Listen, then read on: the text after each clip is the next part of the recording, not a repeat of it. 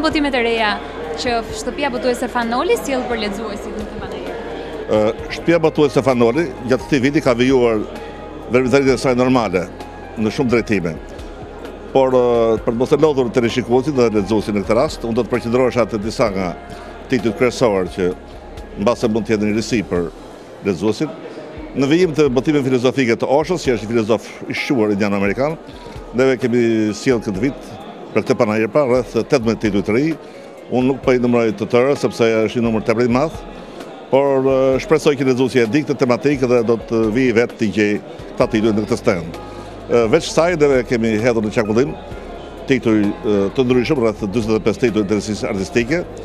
Këtu do të veçoja një vepër shumë të rëndësishme të Proustit, Robinja. Ne kemi shqipëruar dikur një vepër kur të Shëndesuani të Proustit, shqipëruar në mjeshtri nga përkthyesi i njohur Edmond Tupja. Tani kjo vepër e re, pra Robinja, vjen e shqipëruar nga përkthyesja e re pa e talentuar Edith Dibra. Shpresojmë që me këto dy prurje të Proustit të kemi pasuruar bibliotekën e lexuesit me këto vepra të rëndësishme të lezetësisë moderne të shekullit 20. Veç kësaj ne kemi një vepër shumë të rëndësishme të nobelistit të madh rus Aleksandr Solzhenitsin. Është një ditë e Ivan Denisovićit, e cila i bën autopsinë rendit të kalpësisë, rendit të komunist sovjetik, po dhe në të gjithë linjët ku përfshihet edhe Shqipëria. Veç kësaj kemi botuar lezetësi origjinale, një vepër e Grigor Banushit. Këtu dua të theksoj diçka tjetër që nuk dua të më kaloj. Të dyja këto vepra, edhe vepra e Proustit Robinja, edhe romani Grigor Banushit janë financuar nga Ministria e Kulturës, të cilën gjej rastin ta përshëndes e ta përgëzoj për këtë ndihmë të veçantë që ka dhënë shtëpia botuese, por edhe lexuesit në përgjithësi. Me këtë rast unë duhet të them diçka tjetër. Shtëpia botuese Fanoli këtë vit është kualifikuar nga Bashkimi Evropian në programin Europa Krijuese me 7 autorë. Neve kemi të afishuar posterin për këtë projekt që kemi fituar. Kështu që shpresoj që edhe kjo të jetë një ndihmë e madhe dhe japë frymëmarrje të re punës së shtëpisë botuese. Cilat janë pritshmëritë e shtëpisë botuese Fanoli me anë të panajërit të 18 të librit?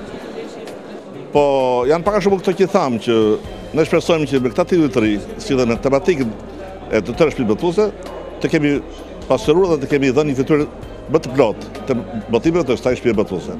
Shpresojmë që lexuesi ta frekuentojë dhe të gjejë atë që kërkon. I thirrje drejtuar lexuesit shqiptar? Lexoni sa më shumë libra dhe rrini sa më pak kafe.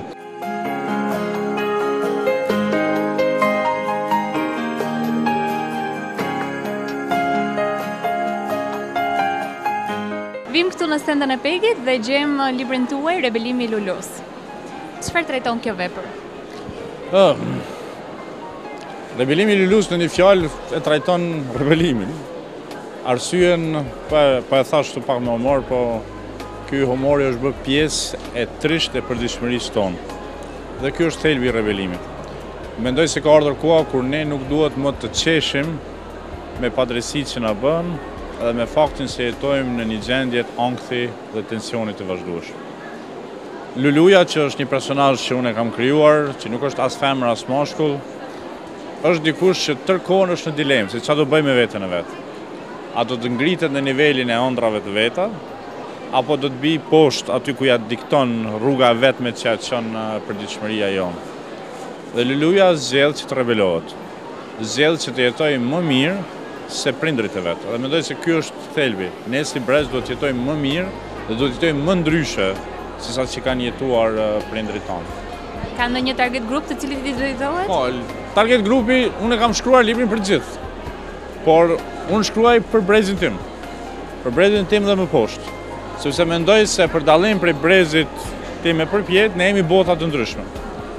Elita tona, ato që na udhëheqin, nuk duhet të harrojnë se tash kanë të bëjnë me një brez 25 vjeçarës që nuk e mbajnë mend as Enver Hoxhën, as nuk e mbajnë mend mirë pushtimin serb në Kosovë. Edhe këta njerëz nuk dëshirojnë të jetojnë si prindrit e vet, dëshirojnë të jetojnë ndryshe.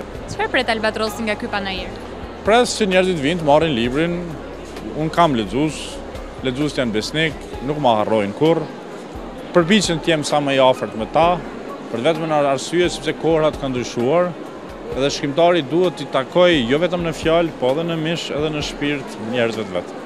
Sigurisht që ky nuk është botimi juaj i parë, por nga botimi i parë deri tek rebelimi Lulus ju keni vënë re normalisht ndryshime nga lexuesit. në mendësinë apo në ndërgjegjësimin ndaj leximit. Cila do të ishte një thirrje juaj drejtuar lexuesit shqiptar? Thirrja ime është rebelohu. Rebelohu. Këtë kam thënë që nga fillimi i karrierës time me Ditar dashurie një shkrimtar. Ne duhet të rebelohemi. Po ky rebelim ka kuptim vetëm nëse ne jemi të bindur se kemi të drejtë. Duhet ta bindim veten, sepse ky është problemi, ne nuk kemi të bindur në këtë pikë, se ne e meritojmë të jetojmë më mirë.